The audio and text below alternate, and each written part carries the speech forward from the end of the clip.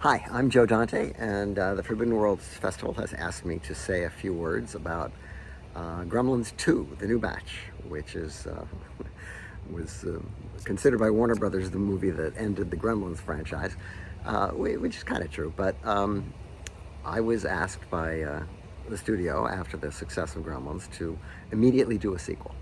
And not only didn't I think there was any particular reason for a sequel, I was exhausted from doing the first picture, and I said no. So they spent a lot of time trying to figure out a way to make another Gremlins movie, despite the fact that they hadn't understood anything about the first Gremlins movie, which was a surprise hit to them, and they couldn't understand how that happened.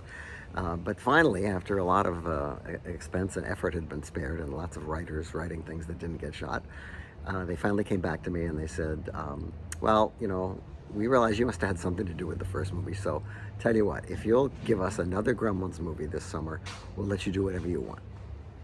And that's not an offer that you get very often. I've certainly never had it anywhere. And I said, okay, fine, I'll figure something out. And so my producer Mike Fennell and I and Charlie Haas, a writer friend of mine, got together and tried to figure out a reason to make a Gremlins sequel. And so the only way we could figure to do it was to just send up the original and to do a complete deconstruction of the entire concept of Gremlins and all the rules and all the attendant hoopla that goes with it. It was a tremendous amount of fun to make. We had 3 times the money to make the picture because it was, times had changed and the technology had improved to the point where Gizmo didn't have to be carried around in a backpack anymore. He could now walk around, and he could. And we had another Gremlin who talked in the voice of Tony Randall, and we were able to do a lot of crazy things. One of my favorite movies is Hellzapoppin', which is a movie that's not very well known in America because of a rights problem, but it's still fairly well known in Europe, and it's an anything can happen kind of a movie.